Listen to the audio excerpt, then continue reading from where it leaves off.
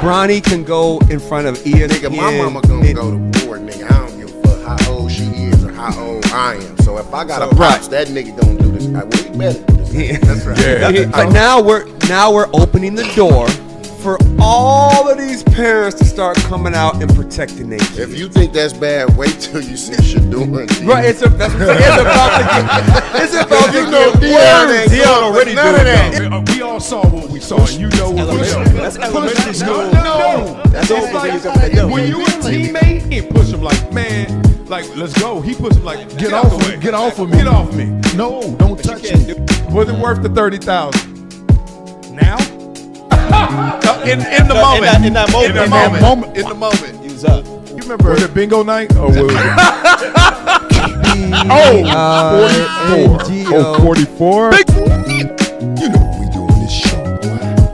We flow, boy. But I keep it high level. This is gonna just give you the beats. And I give you my opinion at the end on all of these topics. But what's going on, the core issue, is the carriage rights fee. First of all, start off the right way. Exactly. Let me start out like this. This is why I'm broke and you got money.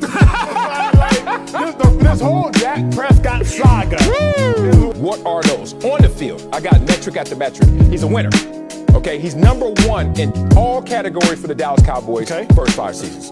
Off the field, unquestionable character. Like, the only thing you got on Dak Prescott is, I am undisputed. Oh, come on. And me playing basketball, and I just want to line up. He's getting up. And show, yeah, we doing this for real. He's first. I want to go rebound. Shoot.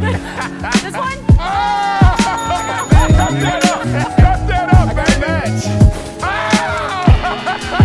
This boy, it's wet time.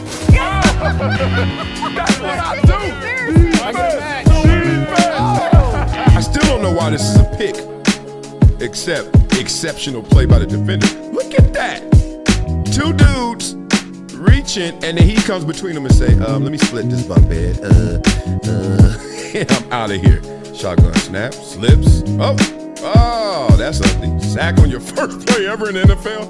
I know your nightmares came true. You're like, God dang. Oh, yeah, this ain't it. Look at this blitz right here. I mean, he only knows so much what he's reading off stats, off paper. I mean, everything's good on paper. But I would always love to hear it from a player because they play the game. What about a journalist? Like, being real, NARPs are journalists. Like, you're from that pool, right? So imagine somebody just said, you didn't play the game. I don't want to hear it. She would have a living room full of people at about 10 p.m. probably every other Friday or Saturday. Come up here and I already know what they want, and I got to sing whatever song. Did you say song. Sing, not rap? You said sing, huh? Sing. Yeah, they ain't trying to hear no rap. They ain't trying to hear no rap. Yeah. Well, I think you can do something with that. Hey man, Michael Jordan too light in the tail. Okay, you know what? Big dog? Yes. I ain't light in the tail. If you want some of this, let's go one-on-one right now. Let's get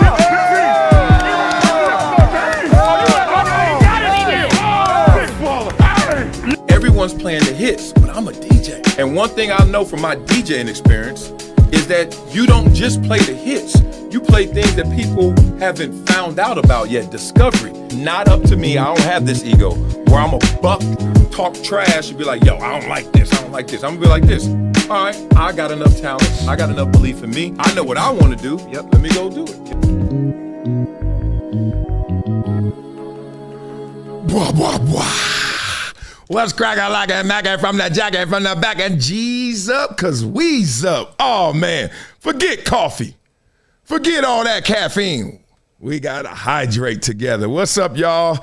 Love to all you members out there. Love to all you fans out there rocking with your boy 5 in the morning. Actually, because I'm black, it's 5:20? Let me stop playing. Hey, today was a day. I actually was perfectly ready on time, but I kept finding more topics, and I kept adding to the show, knowing damn well on this show, we never, ever finish all the topics. But we still got them, so love to you guys for rocking with your boy. We're going to obviously take care of the headline. Stephen A. Smith addresses being fake with Shannon Sharpe and the breakup and reunion. All that stuff supposed to be in that clip. Let's check it out. Wembanyama, damn it, got ejected. Now, here's the tricky part. Forget the ejection, how long they going to suspend them, because you got to suspend them because this ain't the first time we done been through this. And last time we went through this, they did some suspending. So we're going to see what they do with Victor Wembanyama. Tough sledding right there. We also got to get into our great conversation we started, all rings team versus no rings team in the NBA and NFL. Think about it right now. Be ready when we do that topic.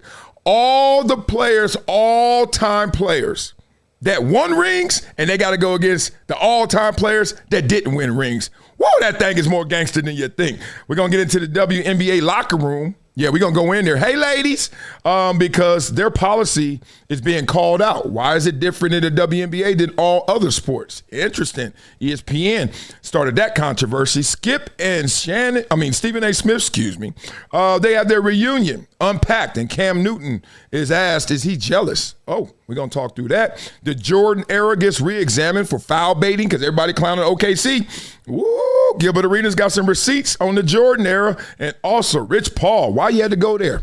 LeBron James is different than Kobe and Michael Jordan. He ain't selfish like them. I'm going to tell you why. We got a lot of topics. We got, of course, Rossini, Vrabel still. Oh, Lord. We got the NFL schedule release coming out. Man, Dana White calls out the biggest celebrity douchebag ever met. We gonna go through it today. Love to all you guys. I always got to start the show off giving you guys respect and love. Shout out to Stomp. Stomp is like our number one fan. I can't lie. You know how they got Fireman Ed with the Jets? Jets, Jets. Well, we got Stomp. And Stomp just be stomping y'all, man. He got love for you guys, man, but he out here stomping y'all. I love that dude for what he doing. Shout out to him. He gave us a super chat already. Said he here. He on the set. Another super chat. Respect to all you members I see. Dan the Fan, TC210. Let's get our top fans in here. Who's the top fans right now? We got Mars Madness at 5, TC210, 4, Darian the Jedi Knight, 3, Dan Fan 2, and Stomp doing what Stomp does, which is stomp y'all out. All right. Let's start here. Let's start with some energy. More energy than you got, Wiley? Yeah, more energy than I got, because they're getting called out. These Knicks fans, they got some kind of pride. New Yorkers, why are they so annoying? Wait, I'm sitting here. So we were in Atlanta. No, you're annoying as a person. I'm talking about New York Knicks fans. Now, we know the Knicks got their sweep. And one thing you can't give a New Yorker, anything you can give them, one thing you should never give them is credit. New Yorkers, they already cocky. They already on the borderline of just arrogant cocky, but they always on the border of confidence and cocky. Always, all of them. I don't give a damn if they from the bottom of the Bronx, the boogie down, burnt out bottom of the Bronx. Sucker cocky. Oh. So, Ernie, we were in Atlanta, and Shaq just said, we were in Atlanta. Why would we do the show here? So, 10 days ago, when the Knicks were down 2-1, we're in the hotel, same hotel as the Knicks. What do you think? Should we fire Brown and go get Giannis? This is when they were down 2-1. This is sports. This is why when I coach itty bitties, hey, we 3-0 right now. My itty bitty team won this weekend. I got to tell you that story after this. But the point is, when you down, stop. Just keep going. Never lose your joy. Never lose your enthusiasm between wins and between good things, and never lose it between losses and bad things. It changes so fast in sports. It's crazy. 10 days ago, Ernie. Yeah, 2 weekends ago. Yeah, they're like, Chuck, what do you think? I said, yo, man, they down 2-1, relax. And they were like, no, we got to get rid of Mike Brown. He's not taking us further. We got to go get Giannis, blah, blah, blah, blah, blah. Yup. And you, like a week later, they're like, we're going to the finals. That's true. Then if that's annoying, I've heard that. Every one of my relatives in New York called me and said the exact same thing. They're like, fire Mike Brown and bring Giannis. Yeah. So maybe we are annoying. All right, so that's how the game goes, man. They just do too much. Blah, blah, blah. Let me tell you about my itty bitties this weekend, because we had a moment like this as well. They probably wanted to fire me at halftime. We up 14-0, right? But I knew we weren't ready because we were playing the same team we already beat like by 20 or 30. So, they kids. They're 10. And it happens to adults as well. You can't lie to yourself. So we go out there thinking we already won before we even play. First play, I got to call a timeout. Why? Because we don't have the right defense out there. I'm like, dog, we just went through substitution drill. One drill I make these kids do is substitution. You got to know where you are. You got to know what team you on, right? They messed this up. And I said, look, guys, I can tell you right now, I'm never going to lie to you. You guys are not ready to play. Now, they going to wake you up, and they going to show you that they ready to play because you think you already won this game. Don't let that happen. Let's go. Of course, we up 14-0. Once again, they probably telling themselves, man, coach don't know what he's doing. He don't know what he's talking about. We killing this team again. They scored on the last play before the half. You know what that means. Now all of a sudden everybody like, because the momentum, they go into the halftime, they screaming and stuff. What's the score? 14-7. So then one of the kids say, oh, we're up 14-7. I said, that's one play, bro. We are one play away from being behind. They get a 2-point extra point. We lost. Then I said, what are you doing? So then we come out of halftime. Guess what these kids do? Oh, man, they ain't ready to play again. I said, come on, bring it up. They walking. I said, look. And this is in front of their parents. I kind of felt away, but I'm like, I got to coach first. I said, go back and come back here, and you better hustle. And don't let me have to call you something that ain't your name, because I'm that damn close. I was mad. They ran, and then we won 28-7. They didn't score again. But it's weird. We scored 14 in the first half, 14 in the second half, same half offensively. But it looked completely different. These kids were actually playing the second half.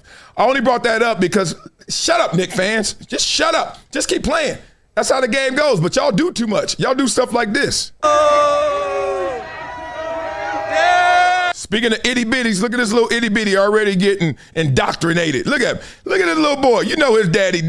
That's your daddy? Wait a minute. Mama must be crayon white, like the first crayon. Sweep. I actually think this is cute, but at the same time, I don't know. I don't know where I am. Tell me where to be with this chat. I don't understand it. And who is this? She about to fall. Watch. Oh!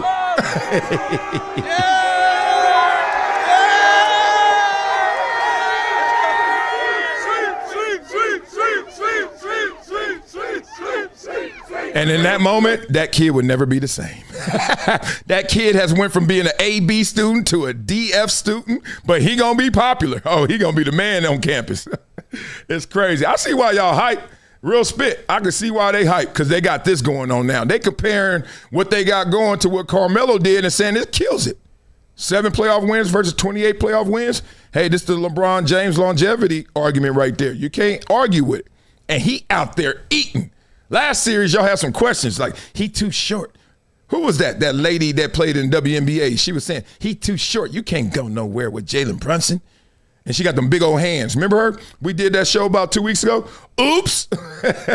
What had happened was, I need a grade. We need a grade on this show. What's going on with Embiid? Okay, we got to grade the Embiid era. Just got swept. Stomped. Missed a season 2016.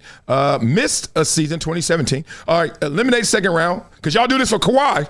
I love my Clippers. Y'all always clowning. Let's go. Eliminated second round. Swept in the first round. Eliminated second round. Eliminated first round. Missed playoffs. Swept. 0 conference finals appearances. Yo, gun to head, I would have said he'd been in the conference finals. Oh my goodness. What's the grade? Come on, I'm looking. Stomp. Somebody give Embiid a grade. That ain't it. I know it's individual and then it's a team game, so we're interdependent. So your legacy is considered with the team's results, even though you could be a dude. That's why we're going to have our conversation. All ring team versus all no ring team. But dang, they gave up a lot. Expectations are high. Let me see some of these grades you give them. Adrian Robles gives them a D, as in, damn, dog, why you stay hurt? I hear you, bro. I hear you. Well, on the other side of failure or not living up to expectations is always this. You always got this. Success.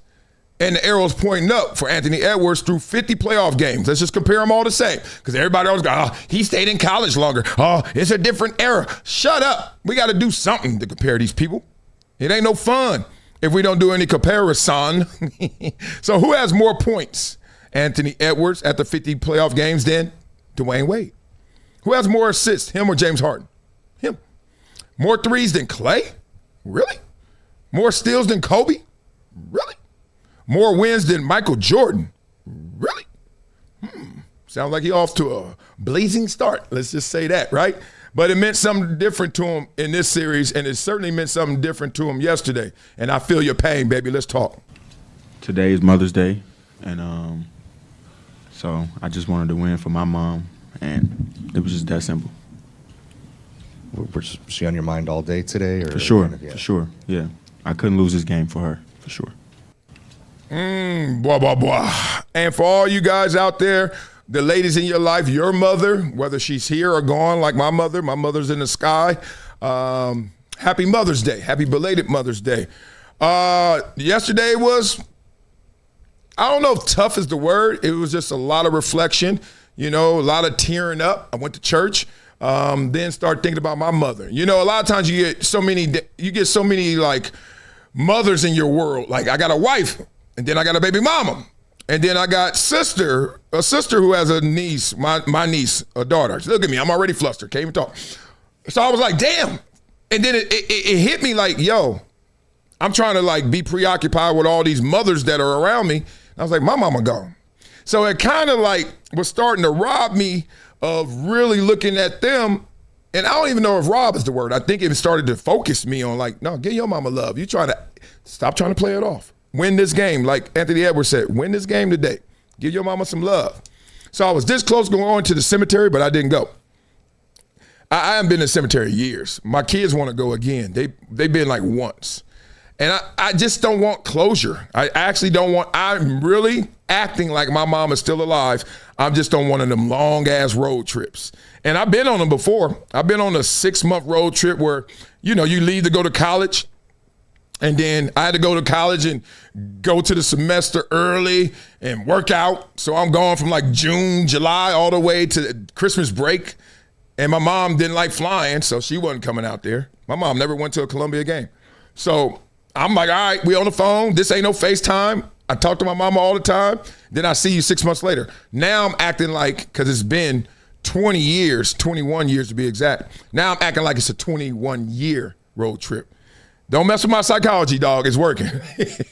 I am not going to ever confront. I'm never going to address fully. I'm not going to ever say my mom is gone. I'm just saying we on the break. All right? That's how I'm doing. That's how I'm healing. I don't know if it's the right way, but it's working. That's all we got to do. Okay.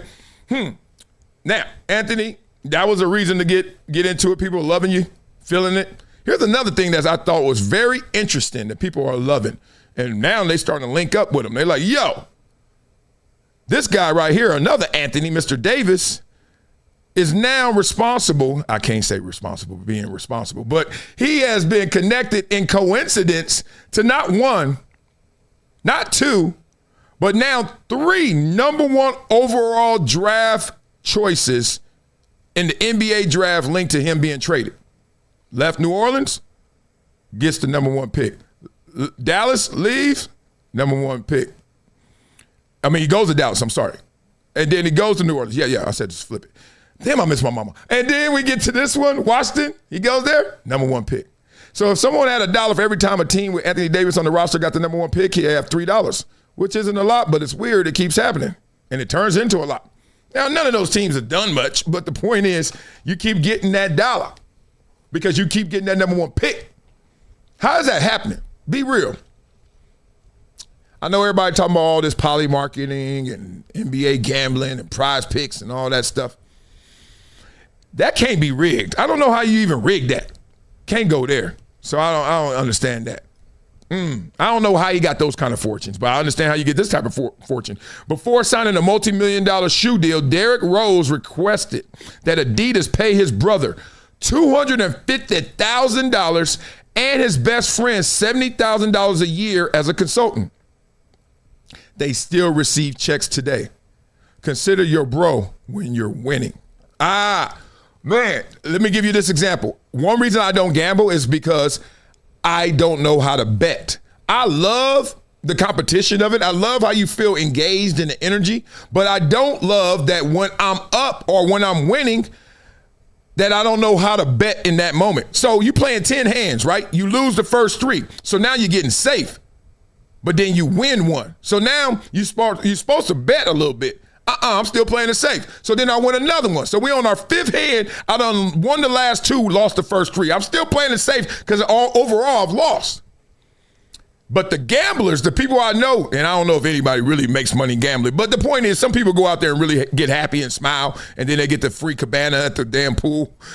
Whoever that guy is, in that moment, he betting big. Me, I am shook. I got on 2 seatbelts. I'm like, nope, I ain't going nowhere. Then I win another hand. So now it's 3-3. Then I win another hand. So now I'm like, yo, I'm hot. It's time to bet big. Then I roll it out. Guess what happened? I lose. That's why I don't gamble. I just can't figure that out. That part right there. Somebody beat it up in the comments. Give me something. Tell me how to flip and fix that. I'll gamble a little bit. But other than that, I'm the guy who wants the free drink and plays the little digital machine at the bar for $20. That's all you're getting out of me, Vegas. The rest is in hotel fees and stuff. All right, beat it up in the comments. Let me know what you guys think before we get into the next topic. Let me check on you top fans out there. Shout out to all you TC210, Darren the Jedi Knight, Dan Fan, Andrew Nance. Stomp, of course, is number 1. I don't even know if I need to keep announcing that because it's just happening too often. Let's get into this, man. We got the headline story. Obviously, Stephen A. Smith addresses being fake with Shannon Sharpe and the breakup and the reunion. We got to get into Wemby's ejection. We're going to do that. The rings versus no rings team. That's going to be fascinating. Skip and Stephen A. Smith have their reunion unpacked. And Cam Newton, are you jealous? That really came out somebody's mouth? Somebody asked him, is he jealous? Damn, that was fast. And the Jordan era, let's re-examine it for foul baiting. Why LeBron is not selfish like Jordan and Kobe. Guess who talks about that? Rich Paul. Goodness. Rossini, Vrabel update. We got a lot to talk about, man. Let's get into it. Right here is a good, fascinating question. Be real. This male WNBA reporter faces backlash after questioning the locker room policy. I think this is interesting. I never thought about this. ESPN's Ben Baby, whoever that is, that's a fresh name, has come under fire on social media from WNBA fans after he raised questions about why reporters are denied access to locker rooms for post-game player interviews. Now, immediately you start thinking he's trying to get the Freak-a-Leak on. You know what I'm saying? You're thinking Petey Pablo over here, like Freak-a-Leak.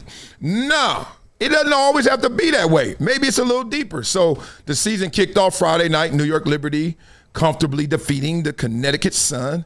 Look, if y'all going to be really a big-time league, I don't know. These nicknames ain't it. Anyway, in a game that saw veteran guard Julia Vanloo, she nearly recorded a triple-double for the Liberty, despite only joining the team that same day. I'm about to say, why are you talking about an almost triple-double? Oh, she just got there. She don't even know the plays. Good stuff. All right, following day, Caitlin Clark played down an injury scare after the fever. She revealed that her back got examined. Had a good joke in there, but I don't think it's appropriate. By medical staff during the season opening loss to the Dallas Wings. But I'm also compelled to always tell y'all what I'm thinking. I thought it was going to say got a back blew out. I said, what? Let me stop. Thank you. All right. So the season barely a few days old. ESPN's Ben Baby has drawn significant backlash for questioning the policy of the WNBA's locker room access. All right. It still remains wholly ridiculous that the WNBA doesn't have an open locker room media policy.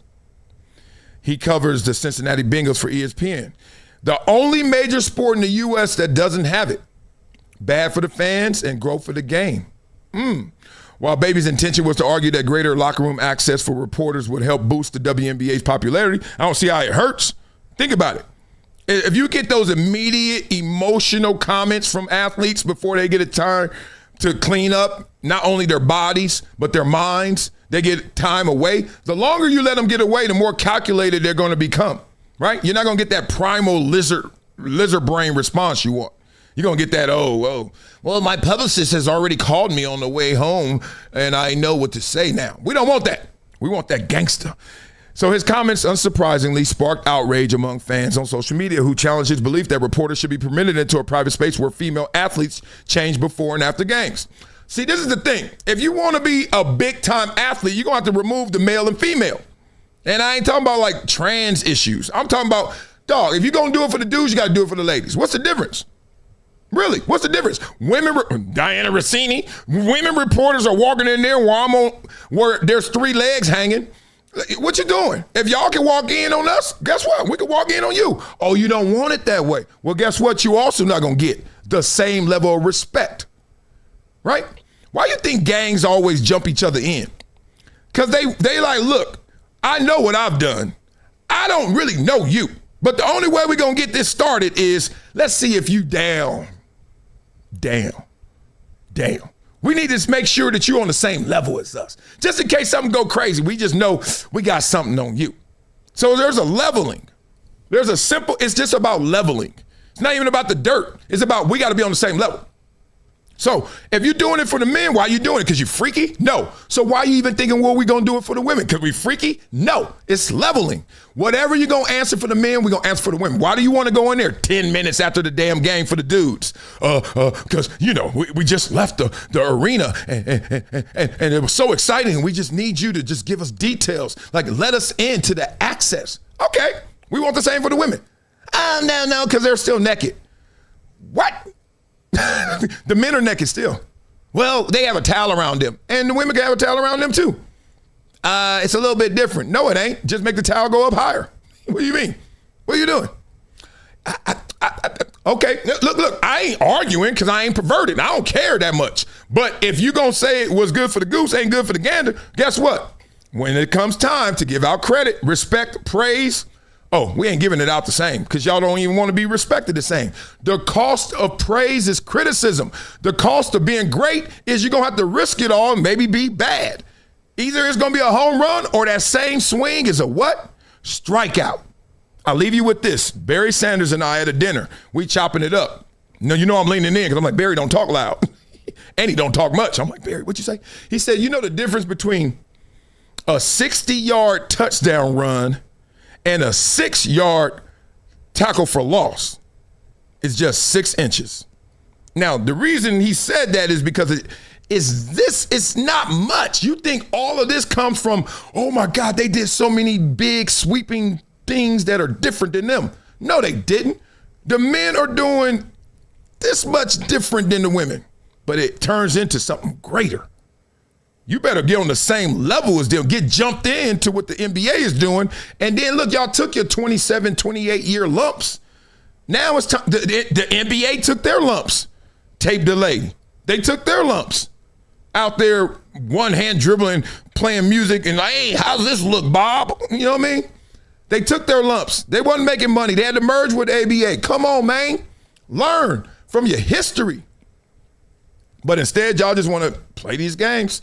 So, all right, I hope y'all fix it before my daughters get a chance. I don't even know if they're going to be good enough to make the WNBA, obviously, but I at least like to know there's a viable league for ladies for whoever going to make it. Goodness. All right, beat up in the comments. Let me know what you guys think. We're going to go straight into it. Keep the energy high. Keep the energy going because if y'all didn't watch on Friday, we had a reunion like none other. Stephen A. Smith, Skip Bayless went at it on some of them epic conversations. Let's hear. Skip, are you buying the Knicks as a championship team? Should I say Stephen A's Knicks? Stephen A. Smith. You used to say to me that I get on your last nerve. Remember that? Yes. I said it often, and it was true. Allow me to say that on this, you get on my first nerve because... I love it. I know what y'all feeling. We all feel the same. See, we all feel what Stephen A. Smith's saying. Dog, really? Like, why the big wind up for the obvious pitch? Like, we know what he was going to do, right? That's the thing that cracks me up about Skip. Like, the more you watch Skip, the more you see it coming, but it's still hard to hit. Like, you're still going to laugh. You're still going to be like, oh, he got me. You're still swinging at the same pitch that you knew was coming 2 years ago. It's hilarious. Look at Stephen. For years and years have constantly ridiculed my Dallas Cowboys as an accident waiting to happen, and you have often been right. I give you that. I haven't been wrong yet. Often been right. I'm about to say, undefeated in that argument. Come on, y'all. Keep it 1,000. But the ultimate accident waiting to happen that's been happening and happening and happening for many, many years is your New York Knicks. Right? Not the accent. Yeah, New York Knicks. Since 1973, you have not won a championship. Damn. Since 1973, my Cowboys have actually been to 6 Super Bowls and won 4 of them. Oh, he pulled this card? Oh, this is beautiful. You can't compare the Knicks to the Cowboys, but people try. Oops. I would much rather be a Cowboy fan than a Knicks fan. I want to get that off my chest and out in the middle of this table because I don't think you can argue with that. Hell no. Not even close. First of all. First of all, he got to think. That was a low blow. No, it wasn't. New York Knicks haven't won since I was 5. I'm fully aware of that.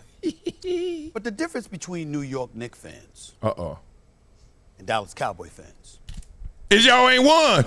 Is that when we sucked, we knew it, we admitted it, we acknowledged it. We weren't the Dallas Cowboys that went 3-13.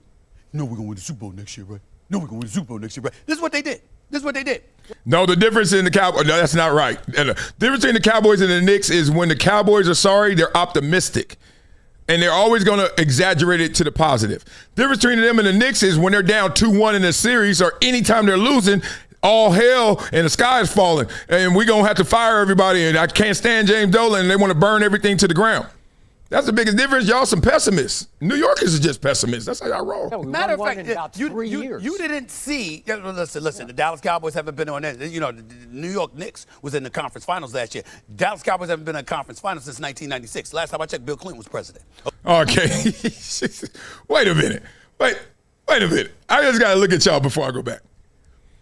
Do you see how they move this goalpost? I mean, look, it's entertainment now. We have now completely known, based on this show, we have left the whole journalism. We have left the whole, sports information. We're not there no more. He literally just said, well, we've been to the conference championship. And then when you bring up a LeBron or something else, like any other conversation where he knows he's not rooting for that, who cares if you get to the conference championship? Who cares about second place? Who cares about fourth place, right? So just letting y'all know, we are far gone from what we thought sports entertainment was going to be. And I like it. I ain't mad at it. Continue. Okay, that's what I'm talking about. All right, so let's remember that. That's number 2. A matter of fact, you know what Knicks fans didn't do? Could y'all play this video, please, and Skip with his Dallas Cowboy fans, what he was throwing out there? Could y'all play that video, please? You see, I got receipts, Skip Bayless. Look at this right now. This is you about your Dallas Cowboys. This is you, not me. That's you right there. Look at you. You see what I'm saying? Look, I thought the Dallas Cowboys were so great. I thought you were so supportive of them. I thought you loved them so much. Look at that right there. Look at, does that look like a Cowboy fan to you that's happy? Jesus. Hey, one thing that I don't get, stop throwing away your jerseys. You're gonna want to wear it again one day. 2, don't burn it. Like, show that you have some kind of emotional discipline. Like none of that matters. I'm just trying to tell you that the connectivity, you think like you're going to make a player feel it, you're going to make the organization feel it. No, all you're going to do is waste money and time and energy. Like, stop. I understand it's hard to go viral by just saying, man, I'm disappointed in my team. I understand why people do it. They want this moment. Look at this callback of this. But come on, man, you almost 80 years old. You throwing away a jersey? What are we doing here? And also, what are we doing here? Hit the like button, god dang it. I ain't said that yet. Hit the like button, subscribe to this channel, become a member, or hit the super chat, and we'll talk right now. Likes, like this. I don't like this. Keep your jerseys. You're going to need it one day. That doesn't seem that way to me. So as far as I'm concerned, wait. We had just fallen behind in a home playoff game, 27-0 before halftime. Right. What would you do? Hey. Let's not get, the particulars don't matter. The overall theme was you threw your Dallas Cowboy paraphernalia in the trash. I did. Okay. Yes, you did. Blah, blah, blah. And you should not have. And more importantly, it's amazing how many times they tell us that it's championship or bust, and then the next breath they're talking about, we're down in a playoff game 27-0. Why do you care? It's championship or bust. You already know that's a bust, right? Oh, it's so crazy, man, the hypocrisy, even though it's all in fun. Respect to them. All right. Woo. Well, they had other arguments as well. They had a Lakers argument too. That was pretty interesting, actually. It was pretty fun. But, you know, all this Skip Bayless talk, all this Skip Bayless is back talk, we got to be like, what? I know it got to Cam Newton a little bit. We're going to get to that conversation because Cam Newton had to address it. But first, let's give a little Laker love. Impact this series in a different way. Stephen A. Smith, I dug in on this before this series started. The Los Angeles Lakers are a better both ends of the floor basketball team without Luka. And I remind you that game 1 was close in the fourth quarter until the Thunder predictably just surged and blew them off the floor, because that's what they do. Points off turnover. They smoke you with pot, P-O-T, points off turnovers. I can feel it. Hey, Skip is on one right now. I love it. Hey, not only game 1, not only game 2, not only game 3. It's about to be a sweep just like the Knicks. Continue. That's what they do. And yet, remember, last night, it was a 5-point game with 8 minutes to go. So they were hanging in. They played a good basketball game last night. I thought LeBron overall played a really well-rounded offensive, defensive basketball game. All right, we got the point. All right, we ain't going that far. 8:37 left in the third quarter. They were only down 5. We thought they had a shot. What? You stop playing with me. Oh, you sound like the other coach that I coached against this weekend. Hey, we only down 14-7. Let's go get them. Nah. We're not doing that. All right, so I had to set that up because I had to get a little Lakers conversation in here because you know we're going to talk about the Lakers in a second. But right now I want to talk about some jealousy or some issues with how could this be a problem? Why y'all trying to make this a problem? It's almost like, and I haven't heard this clip yet, they're pitting Cam Newton because he had Jason Whitlock on against Stephen A. Smith. And now everybody that we see that's on is just one less slot, one less opportunity for Cam Newton. Let's see what they're talking about. Hey, yo, Cam, what you feel about Skip Bayless and Cameron being featured on First Take? Oh, I forgot about Cameron, too. So all this is starting to add to a little bit of the fodder. Are we going to see Cam Newton back on First Take this fall? Beat it up in the comments. It's almost like Stephen A. is in an impossible situation because you know he feels a way about Cam Newton in that interview. Like, he's like, look, you can have him on, but you didn't do it right. So that makes you feel a way. Then Ryan Clark doubles down and everybody else is like, yo, what a loyalty. So you feel a little bit of a way. But then if you don't bring him back, you look petty as hell. Petty wop, right? But if you do bring him back, you know you feel a certain way with somebody. So it's inevitable that y'all going to have some friction because war can't be avoided. Just postponed. So do you want to postpone the real issues y'all got? Impossible. Been a lot mixing going on, man. Woo! I love it. Why so though? More specifically, Cameron. Okay. Because now Cameron ain't just a dude that's just like, he New York, you know what I'm saying? He gonna bring an element that is more relatable to the culture. Why would I hate on that? Mm-hmm. Okay, y'all know I don't like that word culture, even though I know what it means. But then I'm like, what are we doing here? Like, what, you're a member of the culture if you what? I hate codes. I hate when you got. I don't like anything that tells me I got to act a certain way before I do it. That's why I didn't join a fraternity. I was like, I'm me, fi me. Why? Because I'm not going to do certain things that you say I got to do. No one's going to tell me what to do. That comes with its own set of issues, obviously. But, dog, you better act this way. If I said no to Crips, if I said no to Bloods, you think I'm about to say yes to a fraternity? You think I'm about to say yes to a get-along gang? No. So I don't feel, what's the culture? I am the culture. There ain't no culture is me. I am the culture. Whatever I do, culture, baby. Culture. Some would say, well, they replaced one Cam with another Cam. Like, no. I love that. Because now he's giving more opportunities and avenues for the likes thereof. Okay. Cameron ain't doing nothing that Lil Wayne didn't do. Lil Wayne did jump. Lil Wayne and Skip Bayless's dynamic was very electric and like what they got to talk about. How does a clash of two worlds kind of come together? Hey, that was genius right there. He's right, but at the same time, not right. Because I don't think that Skip and Lil Wayne did what we expected based on the individuals. They weren't greater together as a sum of their parts. Lil Wayne, great. But as a rapper, as a sports commentator, people say he needed more energy. Can't lie, I didn't even watch the full show because I don't watch any full shows. Lil Wayne a homie though. But I know Lil Wayne no ball, but did he give energy with it? Skip Bayless, we know how he plays. He needs someone with tremendous energy. I think that's what, from the clips I saw, what kept them from being, I don't even know how Cameron and Stephen A. sounded. Beat it up in the comments. I did not watch that. But I can see how that can work. Where Lil Wayne and Skip needs a counterpuncher that's going to swing and miss a lot. So then Skip can just sit there and be effective and efficient because he ain't throwing as many shots. So I think it was just calculated. It wasn't going to be the same. Tell me if Cam and Stephen A. were, because I don't know. But it sounds like the arithmetic is different between that and Lil Wayne and Skip. Well, you see Stephen A. holding his own with Cameron and Cameron holding his own with the whole, kind of panel. Park was in there, It's yeah. like, I like it. Looking fly with the pinstripe. Oh, white. I love that. Blue tie. And the fact that you double back with Stephen A. See, this is the thing, dog. Like, a lot of people don't understand.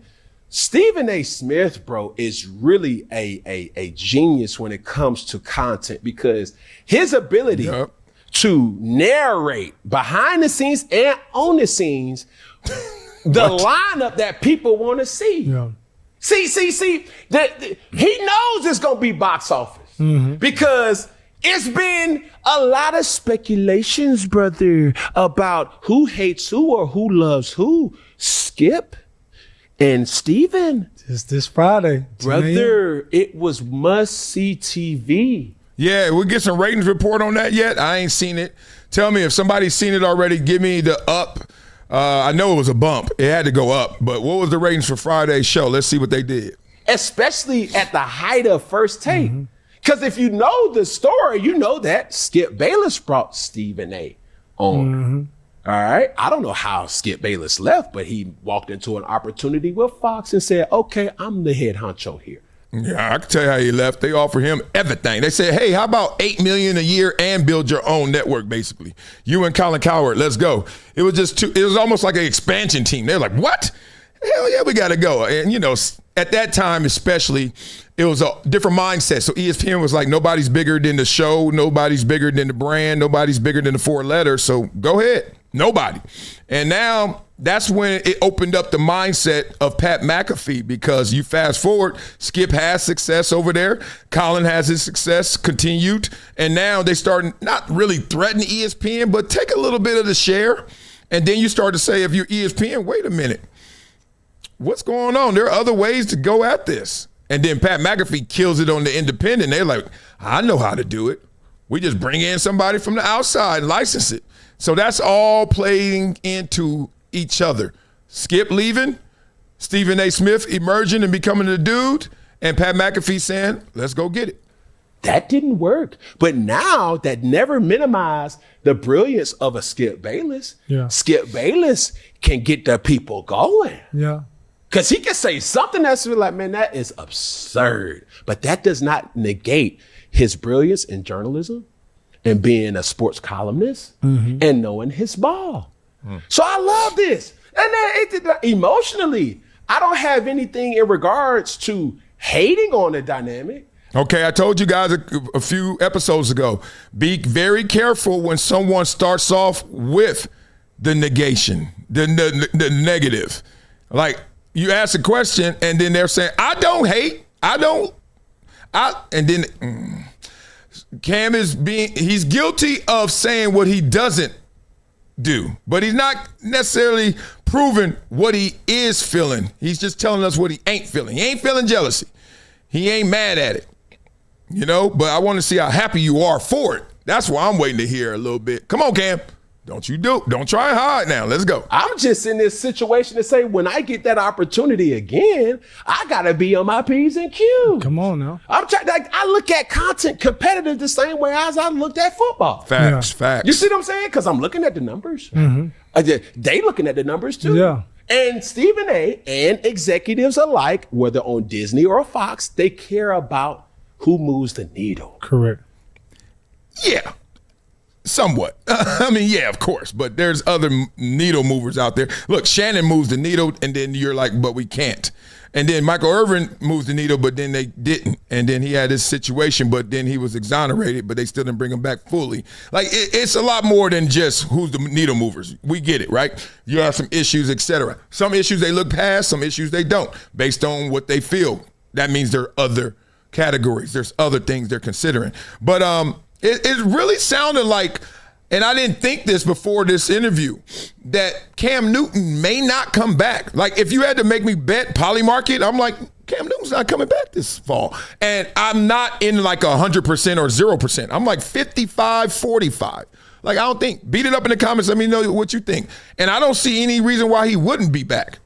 Especially because Stephen A. has even said he's insane on the road. The road shows Cam Newton in Elements, it's unreal.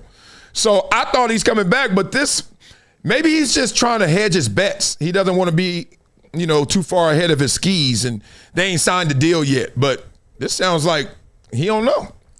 And I don't care what show you have, whether it's 4th and 1, Nightcap, or whatever, there's people behind the scenes that's having conversations that say, but can he or she move the needle? Mm-hmm. And the fact that he's been able to do that with the needle pushers to say, hey, bro, come on the show. Let's talk about it. Let's talk ball. And Stephen A has been the catalyst to keep First Take in contention with bringing new talent consistently that makes media sense. Mm-hmm. Yeah. There you have it. Yeah, real spit. You got anything else to say, Cam, before I get out of here? Here we go! Okay, yeah, I knew it. We out. Blah, blah, blah. Yeah, it's going to be interesting. I love the lineups. Because I get tremendous clips. I love the reshuffling of the deck. I love when Stephen A. Smith says new carousel characters. Dan O, I love Dan O for breaking down film and saying every now and then something you be like, whoa, what'd he say? But he'll prove, or at least he'll support it with evidence. Love that. Love Ryan Clark. Ryan Clark is insane with the film breakdown and the narratives. Only thing is he going to go off the reservation with some of that race baiting at times. Whatever, do what you do. We going to clip that up and talk through that, right? He got a great cast of characters. It's real spit. I love Cam Newton for it as well. I love Shannon Sharpe for it as well, but it's still Disney, and there's only 2 jobs like that. And more are coming, independent, Netflix, all that stuff, but there are only 2 gigs like that. I know. I worked at both of them. Worked at ESPN, worked at Fox. It's the way it goes. Outside of that, you basically independent, right? You got an independent contractor at Netflix. You can do other stuff if you want, right? You can work at all these places that are popping up, YouTube, and you can work at Amazon, but you see all the people on those shows, they working everywhere, right? You can do that. So that's how the game goes. All right. Well, Gilbert Arenas wants to tell us how the game goes because y'all over here doing some things that are hypocritical. We're going to point that out in a second. How y'all come at SGA. Y'all didn't come at Michael Jordan. We still got to get into that. Let's get some of that going. We still got to do the headline, which is Stephen A. Smith being fake with Shannon Sharpe. On this show, we have a rule. We always do the headline. We always do the head. Jimbo. I ain't seen Jimbo in a minute. Jimbo. Yeah, buddy. Where you been, brother? You over there being down for the community. You don't forget about your boy Jimbo. Don't forget that. Don't forget what we know about each other. Now. Don't let everybody get your head twisted, bro. Boy, you know somebody is crazy devilish when they laugh and ain't nothing funny. They're just like, All right, so anyway, Jimbo back. Let's get some love going. We still got to talk about Rossini, Vrabel, of course. Wembanyama getting kicked out, how long? And then the no rings versus all rings team. That's going to be insane. We got some stuff to talk about, and we're going to do those topics. Trust me, so stick around. Make sure you hit the like button. I heard the likes are low compared to how many people are in here. Why y'all so lazy? Y'all just waiting for, I got to wait. I don't even know if I like Wiley like that. You better hit that like button.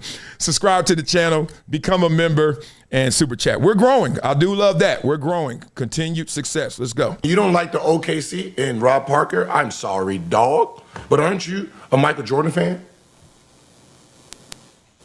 Because if you're a Michael Jordan fan, I need you to shut up. Uh-oh. And I'm going to say this. First championship, the Bulls shot 19 free throws. OKC last year shot 20 free throws. We're moving in a faster era. Jordan Bulls, first championship year, they shot 19 free throws per game. This group is moving faster, foul baiting, and they shot 20 last year. Jeez. Oh, I love these facts. Facts over feelings. Anybody? Somebody beat up in the comments. Please explain that. Oh, the SGA is horrible for the game. Look what he's doing. Look at what's going on, and the NBA is helping him. And we've been here before, partner. The next year, Jordan team shot 26 free throws per game. This is in the 90s. This year, they're shooting 23. OKC 23. Fewer now. I know it was a more physical game back then, but it was still the rules, so it was all universal. It was even across. Fewer now. Anybody? Where the foul baiting at? And a faster game. So what was that then? Shooting. They lived at the free throw. The Bulls lived at the free throw line. 26 free throws for fucking 90 points. But that was a great basketball game. They woo that. You loved it, didn't you? You ate that shit up, huh? Yeah. The following year, the third, 24 free throws per game.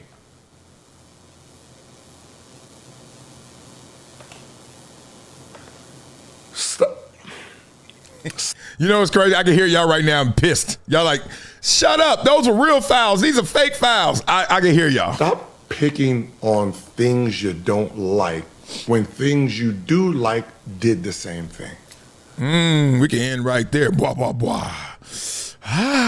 Anybody?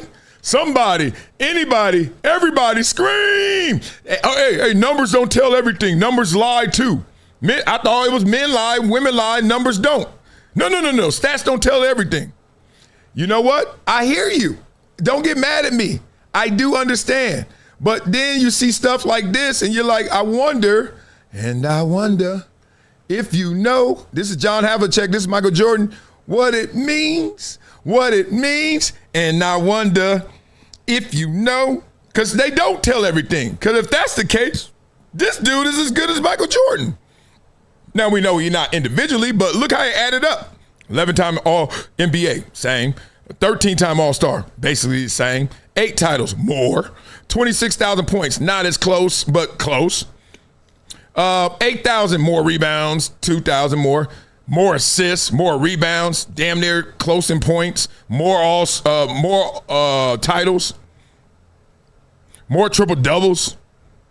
Better record in the finals, even though we both perfect. Picture perfect. I paint a perfect picture. I just like to play with our minds, the gaps of knowledge that we all possess, with our 10% capacity of use when it comes to our brain. We think we lose our voice thinking we know it all, and then you literally can blow up every argument. Every argument has a counter. Yeah, it does. Yeah, it does. My son is the king of that. I tell him, you can't do something. He'd be like, actually, Dad, you could if you. I was like, God, he's right. He's right.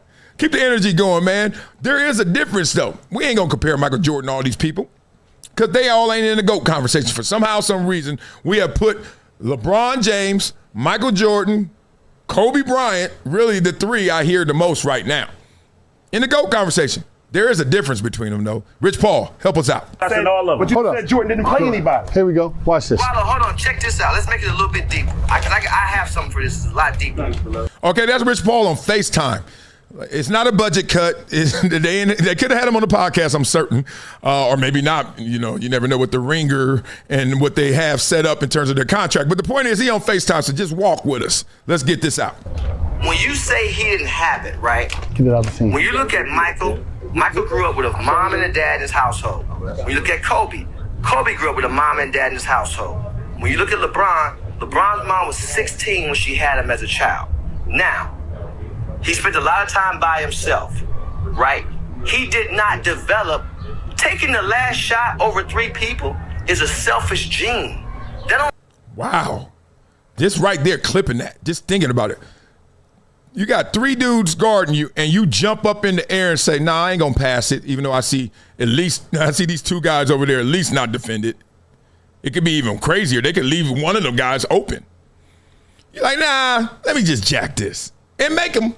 Maybe, I don't think anybody makes those shots at a 50% clip, but you make them enough to have those moments where you're like, yo, you see that? Clutch. Make you having killer instinct. That's a selfish behavior. That's a gene. That's it. We're not knocking none of that. Oh, listen, hear him out. Hear him out. Listen to me. It ain't got nothing to do with killer. Because the killers is in the joint. And some of them are walking out here. This ain't no killer shit on a basketball court. I've been around them all. What I'm trying to explain to you is. Wow. He like, no. I know, look, I'm his agent. I know we started a company together, but this is my boy. And more importantly, let's talk ball. Like, get out of storytelling. That's true. Like, they always clown NFL guys when they talk about going to war and going to battle. Like, all the servicemen are like, careful. That's not real bullets out there, right? And in the same respect, killer. Oh, it's 3 dudes guarding you and you jump up and shoot it and miss. Oh, but he was clutch enough to take the shot. And then don't mess around and make it. Oh, my God, look at this killer. How many times you making that shot, bruh? How many times could I have made the shot? Ooh, this is interesting. Psychologically, when you spend the time that you spent by yourself, quite naturally, you want to do what? You want to befriend people, and you built the game off of making other guys look good. LeBron sees the pass and you scoring just as much as he sees himself scoring, which is why he's the only athlete to have other self-made millionaires in his circle and not look down upon it. Wow. That's a big joker. Hey, why you play the big joker so early? We still got half the clip left. Jeez. Be real. And I don't know this for fact, because some people may be quietly, like we showed in the earlier story. We had Derrick Rose made sure Adidas gave his brother $250,000 a year, and they still doing that to this day, and his homeboy $70,000. So there may be others who have brought along the whole crew, but we all know who's the king of bringing a crew and making that crew be a big thing, and that's LeBron James. Damn, psychologically, I mean, if you just stay in the class of psychology and listening and listen to him right now, this is an A+ in terms of what he's saying in content. Now, if you're just looking at a basketball and you make sure that you protect your GOAT and Michael Jordan, you're missing all these jewels. This is insane. Keep going. Because he don't have that selfish gene. Whereas Say your words. Say your words. Whereas when I got all the toys in the toy chest and I got the optionality of what toys I want to play with, and if you don't do it how I do it, I take my ball and go home. When you put that on the basketball court, then that creates another gene which we call killer instinct, which is fine. I got no problem with it. But you gotta look deeper into the psychology of it all. Michael Jordan is my man through and through, so I'm not knocking Michael Jordan. But what I'm saying is, LeBron grew up making guys better. So quite naturally, he's gonna always make the proper basketball play. Man, this is sick. All right, here's the great thing about it too, because it's just different approaches to get basically to the same place. Like, if you had to look at it as a mountain and they all had to climb the mountain, where's Jordan on the mountain where LeBron is? They so damn close, if not together, up there. And we all laughing because we way at the bottom looking up saying, man, they look far away from each other. Man, them dudes right next to each other at the apex. Kobe right there too. Like, you know what I mean? Like, they both climbed to such insane heights, but they went different paths. That's what he's saying.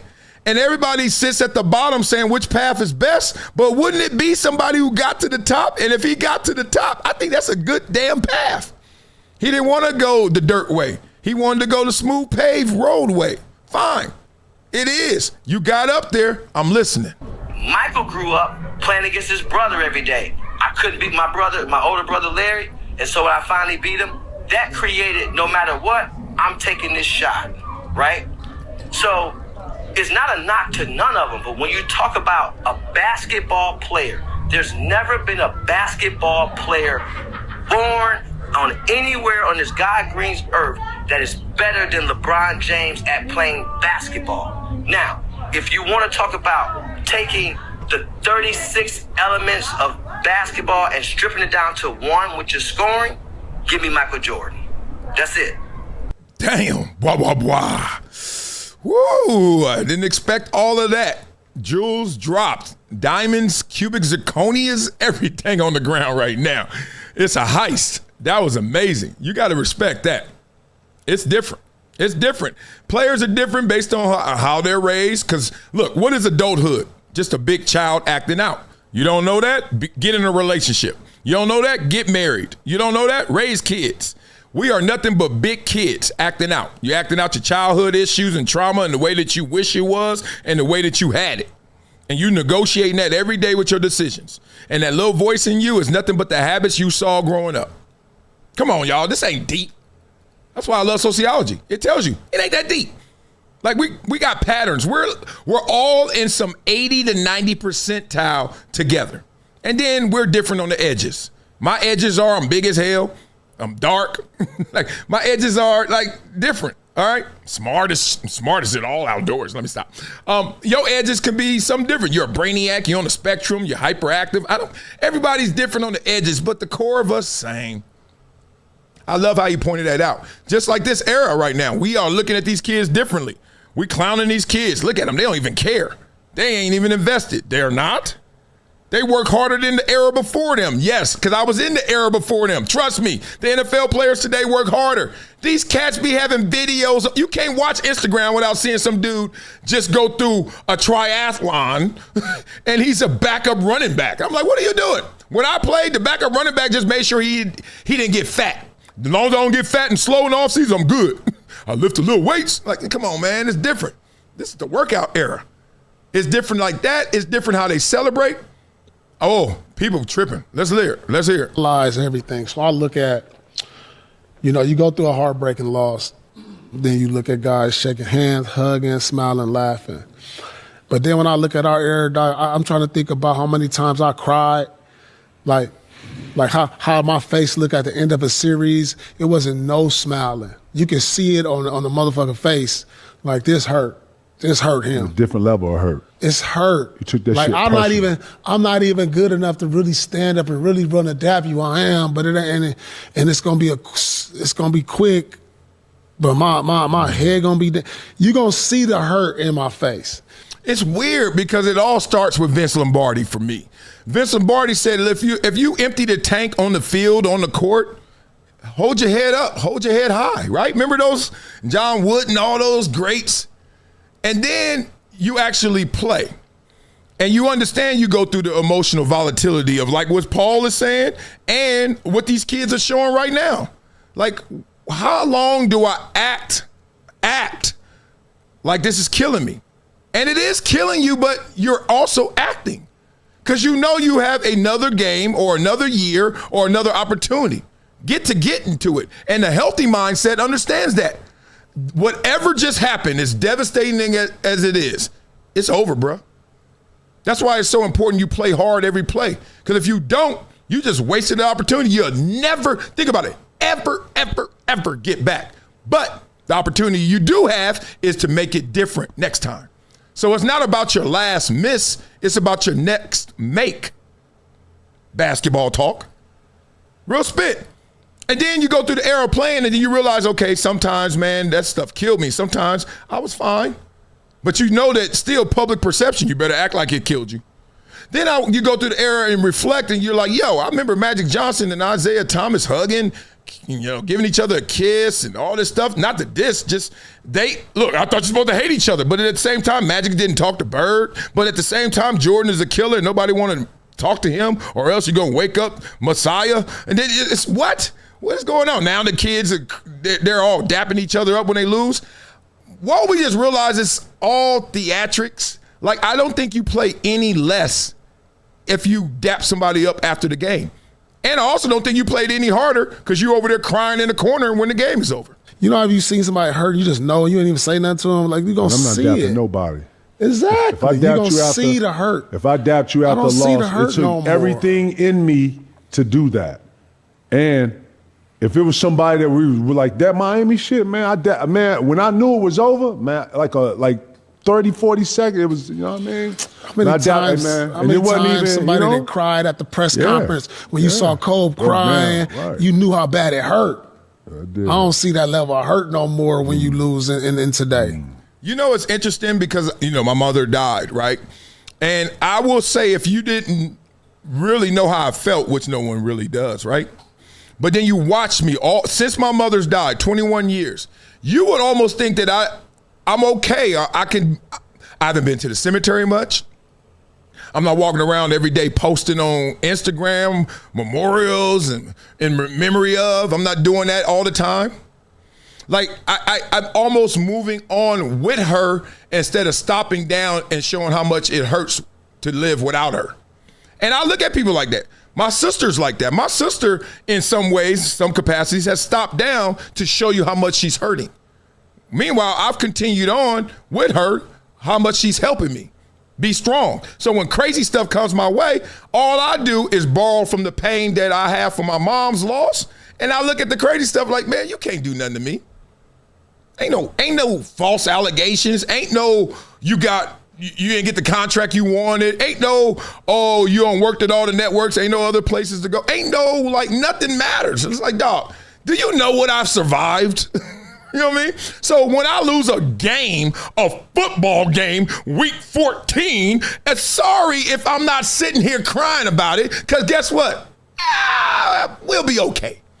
I'm about to put my mind to week 15 and use the pain of week 14 to get me working out harder, smarter, better for week 15. I think we looking at this the wrong way, because I hate we looking at these kids like they ain't trying. My son is 10. He's caught up in this culture. He working out harder than I ever did. And he ain't by himself. He's going to these workout classes and these little coaching sessions. Kids are in there getting it. And the pros getting it. We need to stop kind of misconstruing that effort. You know what I'm saying? When they show Allen Iverson crying on the bench when they lost to Indiana in 2000 to go, you know, remember that? They just put the camera, it's like, damn, it's hurt. Shit, we all been there. Just that passion. I don't see that after the games when you lose the series. You know what I'm saying? That pain ain't there in the today. And, you know, it's different. And that's why the competitive spirit looks a lot different in our era than it does now.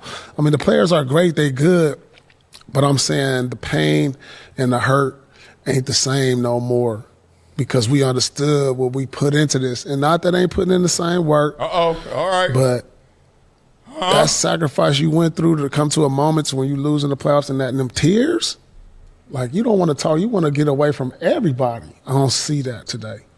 Man, blah, blah, blah.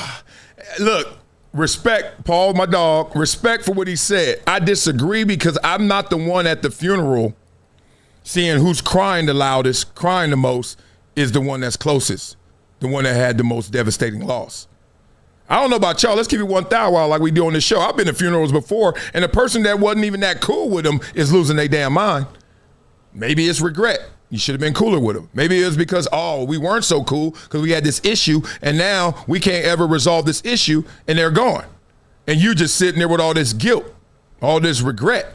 Could be that. But the point is, because you're so invested doesn't mean you're going to always show it. Sometimes you put it in its proper place. You compartmentalize it. You actually activate it for good. What's the point of walking around here, even when I'm gone and my kids? Trust me, my ego is like, y'all better feel it. But quickly after that, and maybe not even after that, just live and don't walk in my shoes. Stand on my shoulders, see more, do more. I'll know you did. I'll feel it. I'm about to cry right now. I know it. Just do more. Don't let nobody tell you nothing. Forget the code. Forget the culture. Forget you can't. Forget you shouldn't. Shut it. I'ma do it. Or I ain't. And it ain't because of you. It's me, Pac-Man. It's me. That's all I want. That's all I want. I don't need you over there throwing furniture at the damn funeral and the reception and throwing all the chicken away. Like, I miss my falling out. It's okay, baby. It's okay. And then when you're done, watch these clips. This is why I do it. This is my diary right here. Watch these clips. I'm talking about you. I love you, Maraca. I love you, MJ, Marcellus Jr. I love you, Araya Jane. I love you, Olivia Marie. Come on, y'all. Watch this. Need you falling out. Ball out the next game. That's what I want from y'all. All right, beat it up in the comments. We got to talk about Brissini and them real quick. You know what I'm saying? They got Drake May all caught up. This is how you lose. Ooh. They got Drake May got to make quotes. I think he's a great human being. I ain't gonna play it. First Things First doesn't like our show or doesn't allow the clips to be played. I've been noticing that a lot. So, hey, I was trying to promote your show, but now, even though it's the best show on TV, I won't be playing most of your clips because y'all be tripping and hating. So I'll play other stuff. We all know last week we saw the boat video. So I'll play Jim Rome. He don't give a damn. He got so much money. He like, yeah, play my stuff. Promote it, Wiley. I used to go on Jim Rome's show. I sucked on that show too because I tried to sound like Jim Rome. Then by the time I figured it out, I ain't even care because I still thought I sucked. It was a hard show to do because he is a beast. Get it, Jim Rome. The problem for Kraft is that it's not going away. And there's nothing he can do to make it go away. In fact, it's not even dying down, and it's already been a month. Real spit. And we already been on here an hour. Y'all better hit that like button. Subscribe to this channel, become a member, or hit the super chat, and we chop it up right now. Real spit, though. Hit the like button at the minimum. It has been a month. People always say PR nightmare, and this is crazy how they handled it. Look, you can't stop people when they get rolling, and you got them rolling. You got them rolling because you ain't nobody stupid. We know it was something. Just say it. It will. Moved on. If you would have already fed our quench the thirst that people had to be like, what's that? Like, we didn't wake up one day and talk about Sedona and a resort. We didn't wake up thinking that. Y'all made us think it, and then we were like, oh, what is this? And if you don't answer that, I mean, we all got that sixth sense, that spidey sense. If you don't answer that, it won't die. It may hit the news, but it will just go away. Like, I do this a lot. I know how many celebrities have scandals. And I know how many times people just move on and forget them. Some of the biggest celebrities, somebody got to remind you, oh yeah, because they just handled it. You don't handle it, some of them live forever. Exactly a month, in fact, since Vrabel issued one of the most ill-fated denials of all time. Quote, "These photos show a completely innocent interaction, and any suggestion otherwise is laughable. This doesn't deserve any further response." End of quote. Want that back. That ain't it.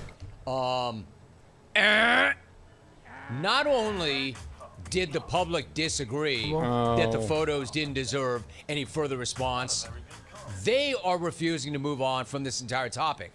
Forget not deserving any further response. The public's like, this deserves our full attention. Look, Tupac said something like, I'm at the door and I'm hungry, and I know you in there got a feast. So I knock on the door. Can I get some of that? Can I get something to eat? I know y'all gonna have extras. You ever go to a restaurant and just walk around and look at how many big ass entrees people have already finished eating? Their damn napkin is already on the table, and it's still a whole steak there. Big ass baked potato. They took 2 bites, and they just gonna throw that away. So Tupac said, look, I'm at the door. I'm hungry out here. Can you give me some of that feast? He said, now remember, if you don't open that door, I'm only gonna knock once. But this door is getting opened. That's how people are. Our natural curiosity is like, look, I know something's in, I know y'all got in there something more than what you're doing and saying. We only gonna knock once. After that, can't stop the bum rush, like Public Enemy said. Can't stop the bum rush. Indefinitely. It's like a 2026 gold rush, and everybody's out here mining for their nugget, trying to strike it rich. And as long as more and more gold is discovered, gold like them renting a boat while she was pregnant, and footage of it is revealed, it just makes you wonder when it no longer becomes viable for this guy to lead that football team. Blah, blah, blah. So that's basically where we are right now. Like, people are digging for real reasons on the Rossini stuff. I thought that's a fascinating way of saying it. We can always do that. We'll have our daily update if there's more to it. Tomorrow, Shannon, Sharpe, and them kind of react to it. I heard they're finally talking about it because I didn't understand what Shannon meant. He was like, we don't talk about all things and we don't talk about stuff if it's not sports. And I know he said that about a couple months ago again. And then this story, maybe he was or not talking about it, but now they are. So I don't know. Just trying to read it all without seeing it all, right? So that's how the game goes. Well, Gilbert Arenas, continue your conversation on trying to protect celebrity and athletes from extortion. We're going to talk about that. And we still got to do the headline. Stephen A. Smith addresses being fake with Shannon Sharpe in a breakup and reunion. Man, this show got some good topics. I can't lie. I don't know if my show better than them shows that's on TV and other podcasts, but I know we got better topics. I may be messing them up. Like, I know these are some good shots. I may miss a lot, but there's some good ass topics. And I'm trying to be fake humble right now. We killing it. Anyway, we got to talk about Wemby, how he got ejected, and how many games he needs to get suspended. And I said it right, games. We've been here before. Don't y'all act like that. And we got to do the rings versus no rings conversation. I think that's next. We got to do that next. We got to start on our big three. I think I'm big three. Larry Hoover. Let's get into this right here, though. This is our last one before we do our big three. All right, like this video. Come on, hit everybody. Wherever we are right now with likes, I wanted to go up 1,000 right now. Damn, we got a lot of comments. Y'all talking that talk. I love it. Right now, I got to get love to the top fans, too. Shout out to all you guys. Francisco Aguilera, what up, What up, boy? What up, dog? I don't even know if you Latino or not. I just made you Latino because I see Aguilera. Gerald Foster, Darren the Jedi Knight, Adrian Robles, and Stomp, number 1. Francisco Aguilera and I be talking all day on Twitter and X. We be on every site. I be like, Francisco, hey, Simone, let's do it. Come on, Gilbert, talk it. The other one that was funny. Just have to keep going through it. The other two that was funny to me was he said, Stephon Diggs has tackled like 300-pound men before. I don't know what goes on in a football game. So you've never been to one of the games? Yeah, I've been to like 6 of his games before, but I just be there for the vibes. I just be there for the vibes. I thought that was funny. And then the other one was basically they saying, man, and this is the problem with our world today, me included.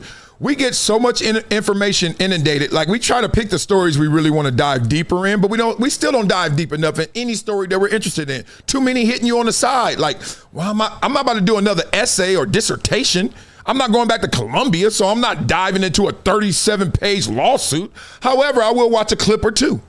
I'll read the headline. Oh, man, what happened? Oh, man. And make my judgment based off of 2 paragraphs read.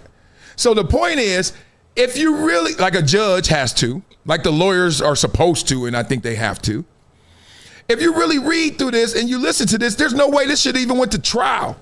Now, I raise my hand thoroughly and high that I'm in the same boat right now. I'm like, it shouldn't even go to trial, but just keep getting them dismissed, Wiley, and it'll happen because I already got 3 dismissed. We're going to keep going.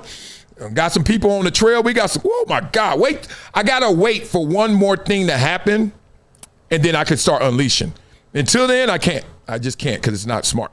But when that happens, Jane Doe's going to be real names, and we're going to go to war. Because this case proved it. For y'all, I've been knew this. The girl was lying. You could just smell it, hear it, tell it, see it. The left hand didn't know what the right hand was because they're not connected to any part. It was just, if you really listened, you were like, yo, she did not say that. Oh, she did, because she was trying to make it up. She kind of got herself out of that when she said, well, it was a 10 to me. Yeah, she did. It was a 10 to me. I was like, okay, you saving yourself a little bit. I was good. You were smart, man. You were smart on that one. You caught on a little faster what they was trying to do to you.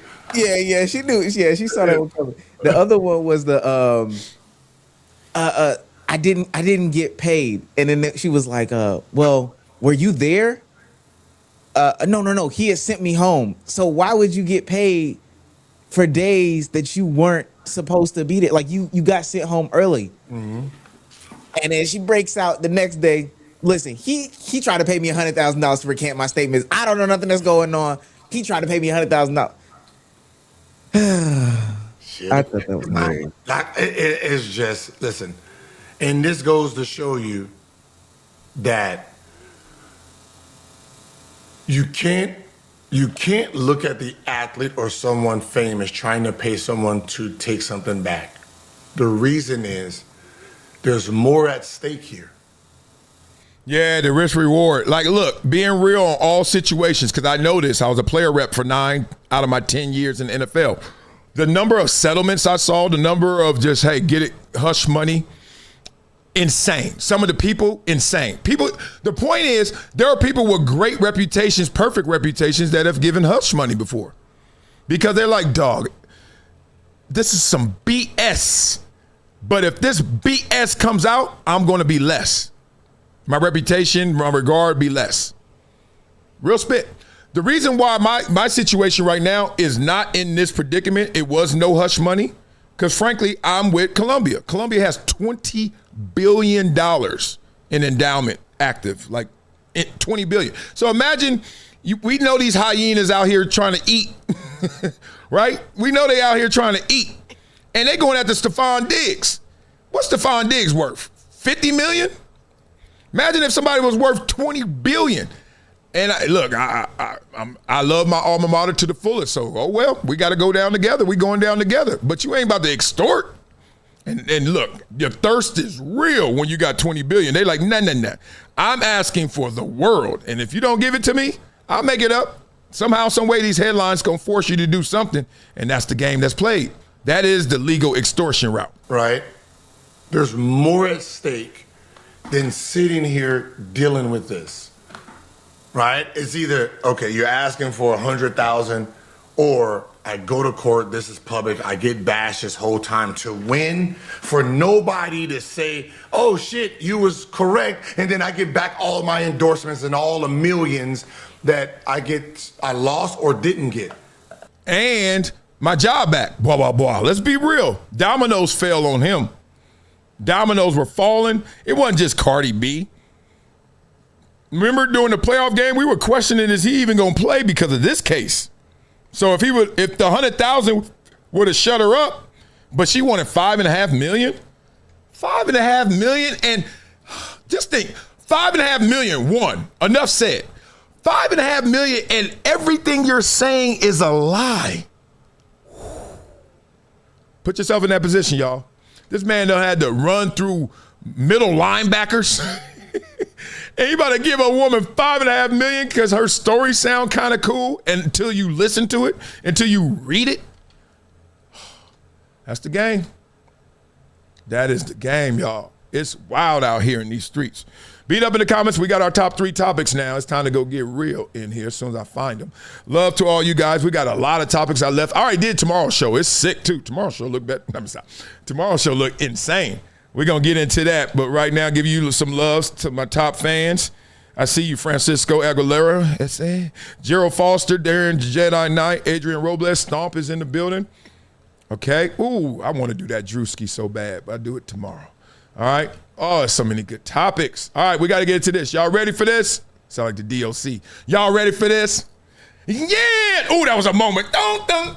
I was like, Dre, I was like, 1, and then comes the 2 to the 3 and 4, and then that little thing in the background, ding, ding, ding, ding, ding, ding, ding, ding, ding. I was like, oh, Dre. I was like, DOC. Oh, I got to do one more, and then we're going to get into the topics. I got to get my rap Tourette's out. Let's go, Dre, let's kick in on the one black. That song right there. Yo, Dre, let's kick in on the one black, and you don't stop. Making records for people to go check and get respect in it. I don't know the words. Because it rocks and the show don't stop. That of the doctor. And I'm the diggy doc, y'all. That song.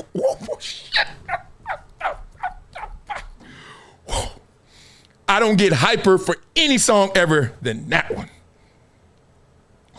I need my medicine, my cocaine. Only thing get me hyper than that is somebody slap me upside the head or hit me with an elbow. All right. There you go. There's the bat. The punk's out. There's that. There's that. That's. Ooh, Danielson. Keep your composure, son. Danielson, what happened to you, Wembanyama? You cannot do this. Wow. Whoa. Okay, let's look at this from all perspectives. Danielson, bad student. Let's go. Nas, in terms of taking the elbow, were you surprised? How much did it impact you? How much did it hurt? And have you been hit like that before in this game? Pain is weakness leaving the body. That's it. Damn, you hit the right one. He said pain is just weakness leaving the body. Okay. All right. I don't know about that, but it sounds good to me. Golly. I mean, look, you can say what you want, but this is what happened. And everybody was watching, including his teammates. Guilty as charged. Guilty. Oh, my God, you hit him in the neck. That. First of all, we got to go back. He hit him in the chin. That would have been okay. You might have broke his jaw, though. Oh. I've tapped this before and it hurt. And then you swallow that little blood. You be like, You be thinking you crushed your vocal cord or something. Man, this is insane. Well, you're gone. Now the question is, how long? But before you ask how long, you got to know all things. Why did Victor Wembanyama, I saw it. When it happened, I saw the headline at first because I was cleaning up in the backyard and the game was on, but I wasn't watching it like every second right then. And then it was like, ejected. I was like, what? Ejected? For what? Then they showed it. I said, damn. I said, oh, Wemby. I was like, yo, you young, maybe like you lost your cool and temper. Let's just say it's a little different. No wonder he said pain ain't nothing but weakness leaving the body. Because he actually started it with some pain. Watch this. Oh, you pushed that man and that man slid and hold on. Oh, one more time. How much was the push?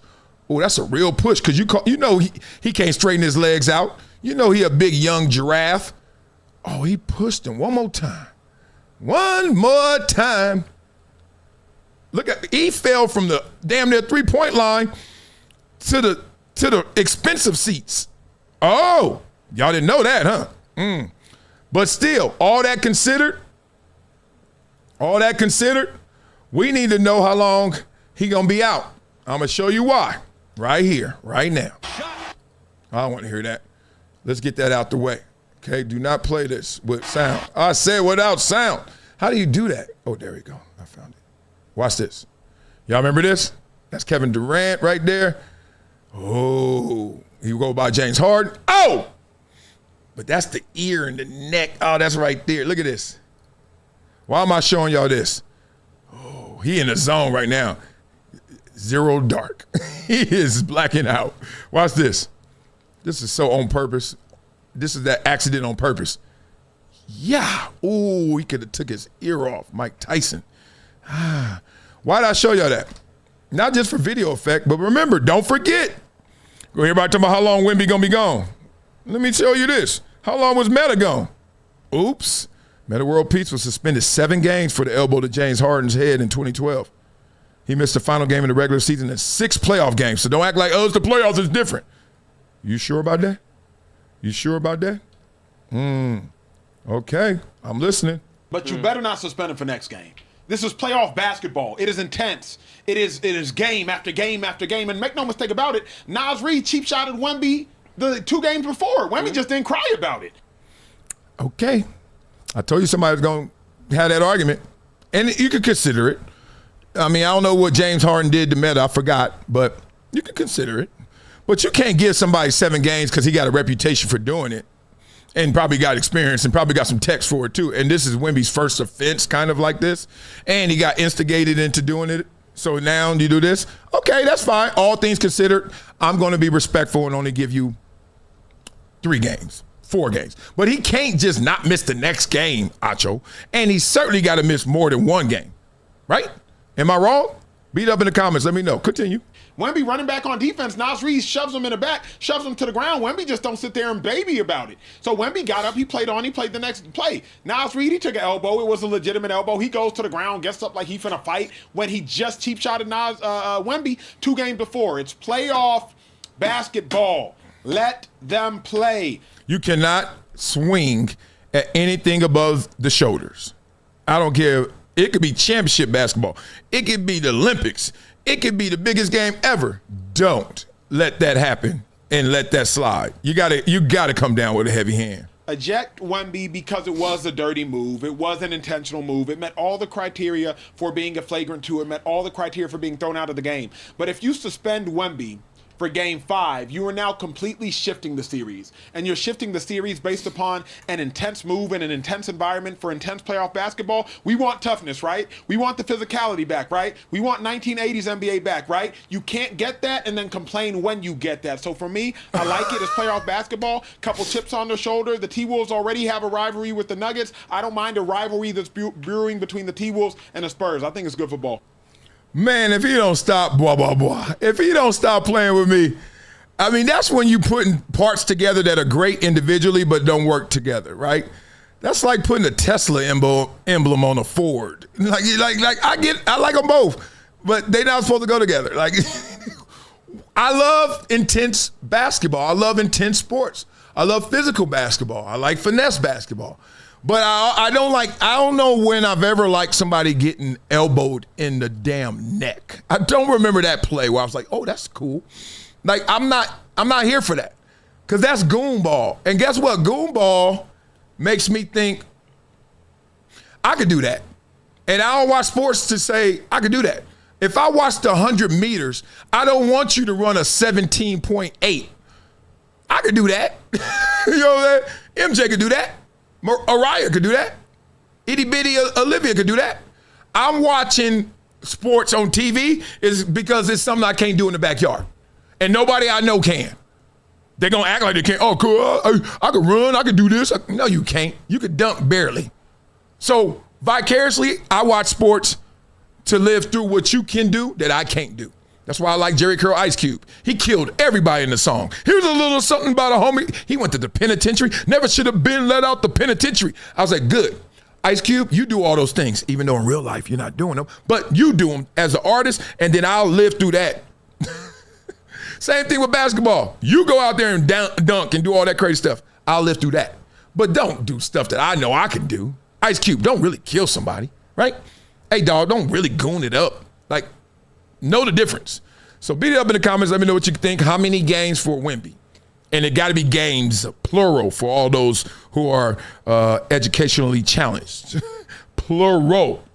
Real spit. It can't be just, he's already gone. All right, let's get into this.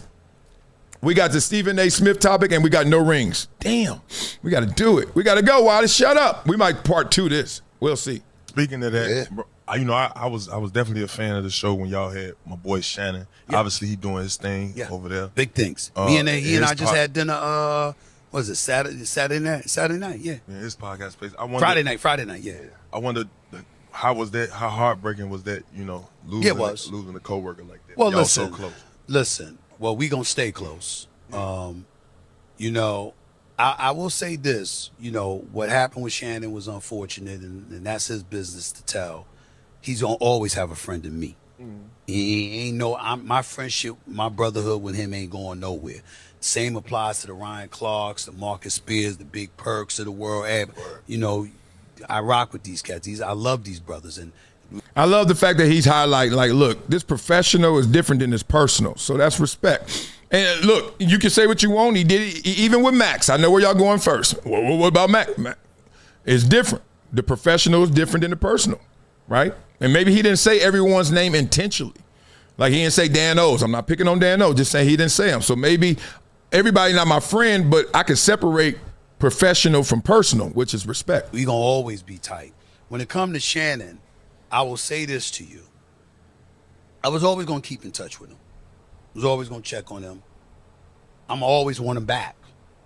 Company knows I want him back. That's G right there. Company knows I want him back. Now, y'all going to do what y'all got to do because I'm the executive producer, but I'm not an executive VP of the company. I have bosses to institute. They have to make that decision. But they already know.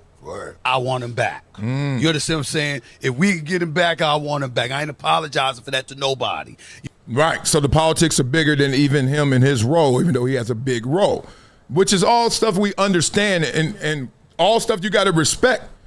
And plus, beyond all that, without him having to say this, even though we've seen times where it's like, that doesn't seem the case. It seems like a contradiction we've seen. We've seen some little bit of hypocrisy. Here's the thing. Who is going to lose their gig for somebody else? Like, the argument could end right there. Like, Stephen A ain't got a cape up for nobody named not Stephen A, right? Your check always has 2 names on it. The person who wrote it and yours, right? And if they name ain't on this check, what am I caping for? Who, how, what? He was great for me. He was great to me. And I'm not going to forget that. He was great for the show as well. But the thing about it is that on a personal level, even though I had always intended to keep in touch with him, because I'm so busy, I don't have time to be watching everybody. But I might catch a clip here and there, but I don't have time to sit down and watch shit a lot of times, the whole episodes and stuff like that.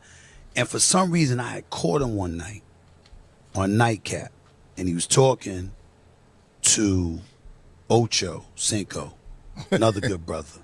And you really don't catch him. You didn't know Ocho was the other dude? I'm playing. No, I ain't. Joe Johnson, who I love. I ain't see Joe Johnson in a while. Him and Mello, it's 2 smooth motherfuckers. Yeah. They just are. ISO, no doubt. But I'm seeing them talking to Shannon, and Shannon's talking about people who hadn't called him. And he made sure to mention that I wasn't one of those people, that I kept in touch, blah, blah, blah, which I did. But I saw him, because you get to know him if you work with him every day like I did. And he got quiet when he was talking about people that he thought were his friends. And that suddenly they ain't know him. They ain't call him, they ain't return his call, they ain't want to be seen. And the real of that is you can take an account of like, yo, what's our normal routine? Are you keeping the routine? All right, that's cool. Because, I mean, everybody ain't got to call you in that moment. And frankly, if you're going through a firestorm or some issues, you don't want everybody calling. You don't want every conversation to be, you all right? You good? How you dealing with it? Somebody texted me the other day talking about, you good? How's it going? Everything all right? I've been hearing a lot of stuff. I ain't writing back because I'm like, I ain't heard from you in years. You ain't said nothing. Girl, I done had a baby since then. You ain't said, how's the baby? I don't like this world where everybody think that friendship is based on, oh man, you down. Let me make sure you okay down there. Yeah, but also make sure we still the friends that we were. That's more important. If we weren't the friends like that, I don't need to fake check up. I don't need to fake check in. It's okay. We still boys. Real spit. And I saw the hurt on his face. He was hurt, bro. Yeah. He was hurt. When he was just talking about, I just looked at him. And from that moment forward, I told my man over here that rolled it up in here with me and everything, I said, there will never go a month without him hearing from me. Respect. Blah, blah, blah. We'll part two that tomorrow. We'll part two that tomorrow. And what he just showed is that you can have love for somebody, but don't show love. And then he was like, yo, mental note, physical check-in every month. Because I got love for this dude and it ain't being exhibited. And that's on me. Because look how many times you were like, oh, I got to call dad. I got to call my cousin. I got to, and you got, oh, I got to call my itty bitty. What's She ain't got her glasses on, so she might have just wandered in here. You know where you are? Hi, baby. Give me some. Mom. She went to work. To yes school. Uh-huh. You good? Yeah. Oh, whoa. Do you have on, you ain't got no clothes. Y'all see my baby pamper? Let me stop. Okay, love you. Go get dressed. I'll be up there in a few minutes. Deal? You say bye to everybody? Can you say it with your word? Oh, y'all some up there. In WNBA locker room. Bye. Close the door, beautiful. Yes, but go upstairs. Give you a couple. She wants some sticky notes. Now go upstairs. Let me cover you up. All right. No.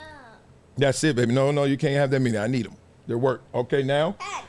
5, 4, 3. What about the pen? Here, 2. I always got discipline. Keep these kids in check. Love you.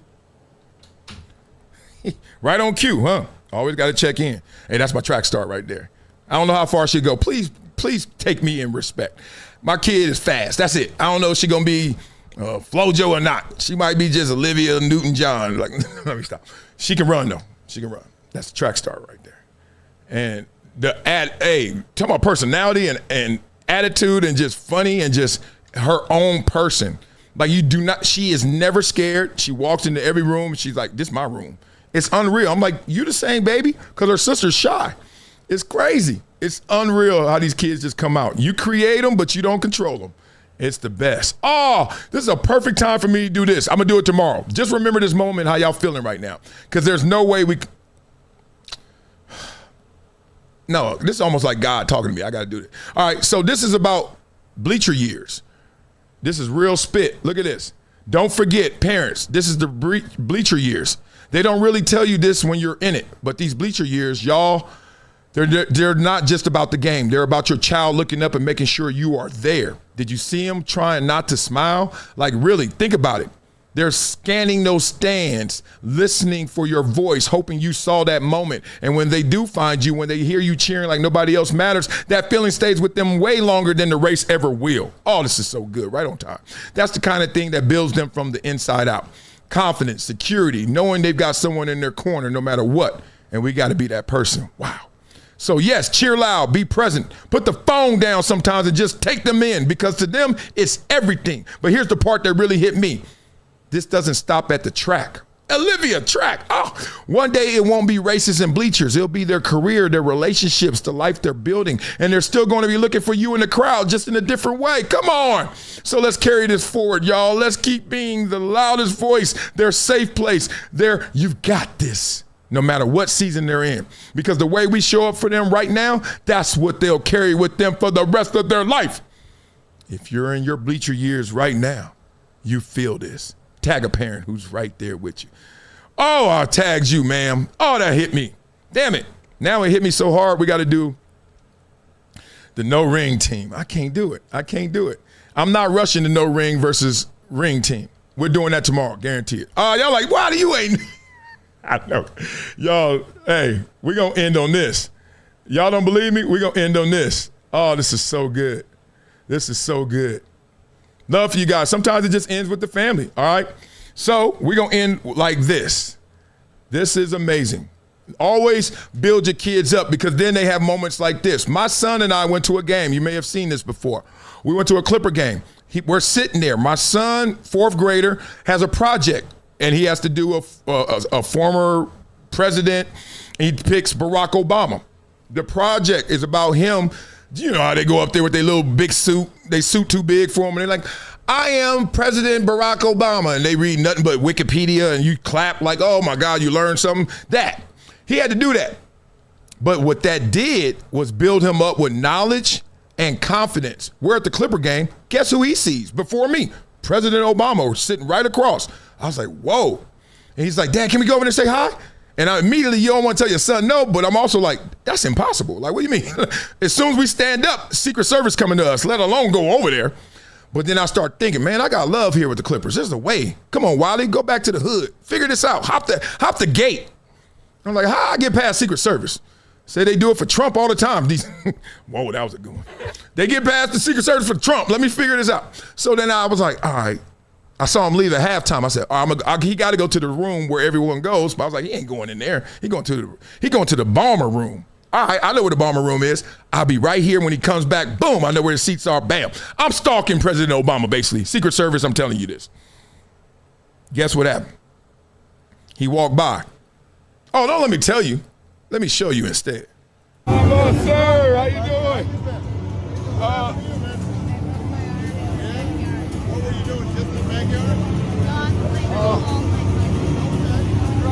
Appreciate that. Oh, you gotta be. And that's why you do it right there. Oh, I'm about to cry. That is the look of, oh my God, look what I did, Daddy. Not only did I say hi, we talked, we engaged in convo. He touched my arm, gave me a little blessing, and really was chopping up wood with me. All that happened from me just saying I'm gonna do a project. It's real. Oh, love you guys, man. We gotta get up out of here today. Make sure you hit the like button, subscribe to this channel, become a member.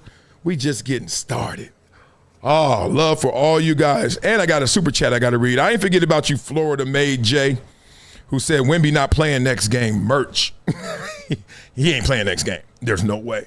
Love for you guys. Make sure we play this game today, the game of life, to the best we can, to the best of our abilities. Oh, my itty bitty came in here. Then I ended the show with it, my itty bitty. Oh, I'm living a good life right now. This is a good life. Now I got to go check a text message from my wife. That's all this up, all this good feeling. I know she's going to say something. Welcome to marriage, right? Love for you guys, man. Have an amazing day. Have the best day you could ever have. And hug your itty bitties, because that's how you're going to live on. It ain't through your old ass. It's through them. All right. Have a great one, y'all. Peace. Did I do it right? Peace.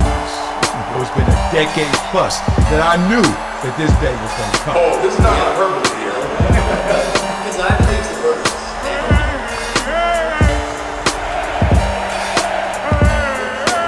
Time to hydrate. Hydration's the situation. So I'm over here.